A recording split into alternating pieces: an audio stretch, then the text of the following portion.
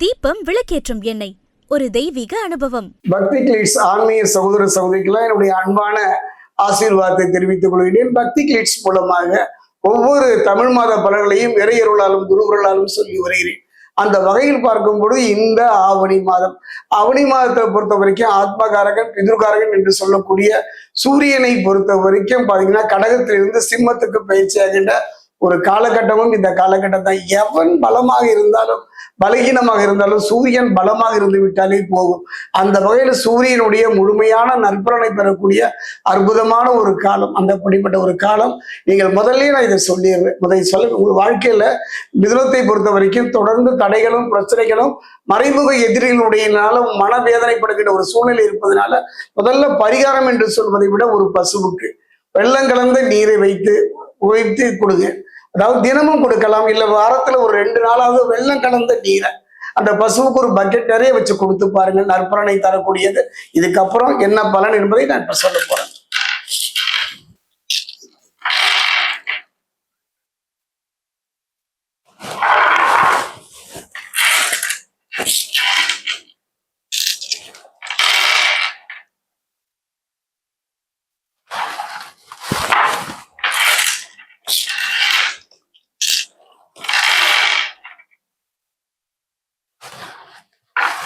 மிதுன ராசி அன்பர்களே, அருமையான காலகட்டம் தான். ஒரு அருமையான எத்தனை ஏமாற்றங்கள், எத்தனை துயரங்கள், எத்தனை பிரச்சனைகள்.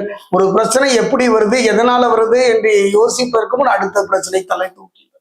அப்படிப்பட்ட சூழ்நிலைகளுக்குள்ள இந்த ஆவணி மாதம் பொறுத்த வரைக்கும் ஒரு நல்ல மாற்றம் தருமானா கண்டிப்பா தரும். காரணம் வேற ஒரே ஒரு ஆள் தான். இந்த ஒரு கிரகம் இந்த மாதம் முழுவதுமே உங்களுக்கு நற்பலனை தரக்கூடிய அதுதான் சூரியன். ஆத்மகாரகன் பிதுர்காரகன் என்று சொல்லக்கூடிய சூரியனுடைய ஆசையும் அரவணைப்பும் முதுமையாக பெறுகிற ஒரு காலம் மிதுன ராசிக்கு. ஒரு நல்ல முறையில ஒரு வீடு அமைந்தது, அந்த வீடை கட்டி பிடித்தீர்கள். அதே நேரத்துல வாங்கிய கடனை அடைப்பதற்கு ஒரு போராட்டமான காலம் கடந்த காலம். அத்தனையும் தீர்கின்ற அற்புதமான ஒரு தருணம்.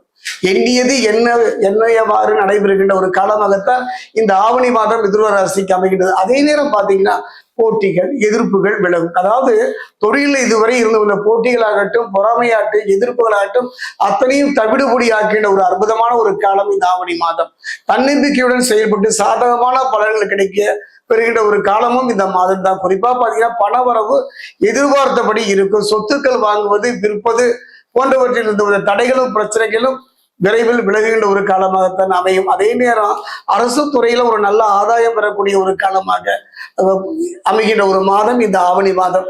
அதே நேரத்துல கலத்திரகாரகன் சுக்ரன் பலம் பெற்று 5ஆம் இடத்தில் சஞ்சரிப்பதனால குடும்பத்துல ஒரு மகிழ்ச்சி, புதிராக இருந்த குடும்ப வாழ்க்கை தெளிவற்று பிரச்சனை நிறைந்த ஒரு குடும்ப வாழ்க்கை நிம்மதி தருகின்ற ஒரு வாழ்க்கையாகத்தான் அமையும்.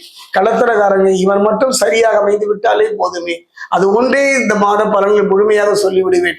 அந்த வகையில சுக்கிரன் பலம் பெற்று 5ஆம் இடத்துல சஞ்சரிக்கின்றாருங்க. அதனால குடும்பத்துல மகிழ்ச்சியும் தொழில ஒரு முன்னேற்றம் ஒரு நிம்மதி அமையும். குறிப்பா பாத்தீங்கன்னா வியாபாரத்துல லாபம் கிடைக்கும். 2ஆம் இடத்தை பொறுத்த வரைக்கும் குரு உச்ச பலம் பெற்று இருப்பதனால திருமணம் போன்ற சுபகாரியங்கள் இருந்த தடைகளும் பிரச்சனைகளும் நீங்கி நிம்மதியான ஒரு காலமாக அமையும். காதல் திருமணமா இருந்தாலும் பெரியவங்க பார்த்து வைத்து திருமணமா இருந்தாலும் அந்த திருமணம் தடை நீங்கி நல்ல முறையில் நடப்பதற்கான ஒரு அருமையான சந்தர்ப்ப சூழ்நிலை அமையும். குறிப்பா சுபகாரியங்கள் நடக்கும். இந்த சுபகாரியங்கள்ல தான் எத்தனை தடைகள், ஒன்று இருந்தாலும் ஒன்றில்லை என்று கலங்கியவங்க நிலை மாறுகிறது தான் இந்த ஆவணி மாதம். குறிப்பா பாத்தீங்கன்னா 2இல் இருந்த சூரியன் 3ஆம் இடத்தில் செல்வதனால நன்மைகளை தருவார். நான் ஆரம்பத்திலேயே சொல்லிட்டேன். சூரியனுடைய காலையில் எழுந்திருச்சுங்க. அந்த ஒரு மாதம் மட்டுமே ஆண்களாயிலும் பெண்களாயிலும் மிதுன ராசியிலும் காலையில் எழுந்து கைகால முகெல்லாம் மனமுருக சூரியன் அவன் தான் இந்த மாதம் முழுவதுமே உங்களுக்கு நற்பலனை தரக்கூடியவன். இதுவரை சந்தித்து வந்த தடைகளுக்கும் பிரச்சனைகளிலும் முற்று புள்ளி வைக்கின்ற ஒரு காலம். மதில் மேல் பூனையாக இடமா வளமா என்று குழம்பி அவங்க வாழ்க்கையில தெளிவான முடியும். அதே நேரத்துல தந்தையர் மத்தியில சில கருத்து வேறுபாடுகள் ஏற்பட்டாலும் தந்தையின் மீது அதீதமான பக்தியும் பாசம் உள்ளவங்களுக்கு அந்த நிலை மாறுகின்ற ஒரு சூழ்நிலை தான் அமையும்.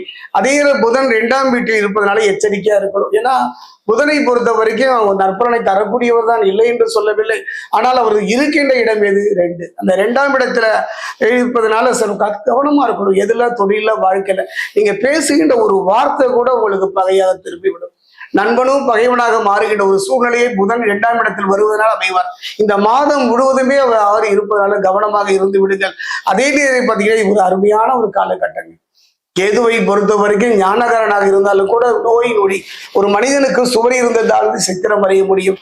அந்த வேளை கேது 3ஆம் வீட்டில நோய் நொடிகளை அகற்றுவதற்கான அற்புதமான ஒரு பலனை தரக்கூடிய 9ஆம் இடத்துல யோகக்காரகன் என்று சொல்லக்கூடிய ராகு மன உளைச்சல் சங்கடங்கள் உண்டானாலும் கூட கலத்திரக்காரகன் சுக்கிரன் வலுவாக இருப்பதனால நல்ல மாற்றங்கள் தரக்கூடிய ஒரு அருமையான காலக மிதுனராசியை போன்ற பொறுத்த வரைக்கும் இதுவரை பட்ட துன்பங்கள் பட்ட அவமானங்கள் வேதனை இழப்புகள் எல்லாம் படிப்படியாக மாறுகின்ற ஒரு அருமையான காலம் இந்த மாதம். அதே நேரத்துல கொஞ்சம் கவனமா இருங்களேன். ஏன்னா நண்பன் யாரு பகைவன் யாரு புரியாம தடுமாறி உங்க வாழ்க்கையில கொஞ்சம் கொஞ்சமா புரிவடை போகின்றது. இந்த காலகட்டத்தை பொறுத்த வரைக்கும் மகா கணபதியுடைய வழிபாடு மிதுன ராசியை பொறுத்த வரைக்கும் ஒரு உச்சான கொம்பில உயர்ந்த இடத்துல உட்கார வைக்கின்றதை அருகில் உள்ள மகா கணபதி ஆலயம் சென்று கொஞ்சம் அருகம்புல் வாங்கி மாலையாக தொடுத்து அல்லது மாலையாக வாங்கி கூட மகா கணபதிக்கு செல்வீர்களானால் அற்புதமான ஒரு யோக பலனை தருகின்ற ஒரு மாதம் இந்த ஆவணி மாதம் மிதுன ராசிக்கு.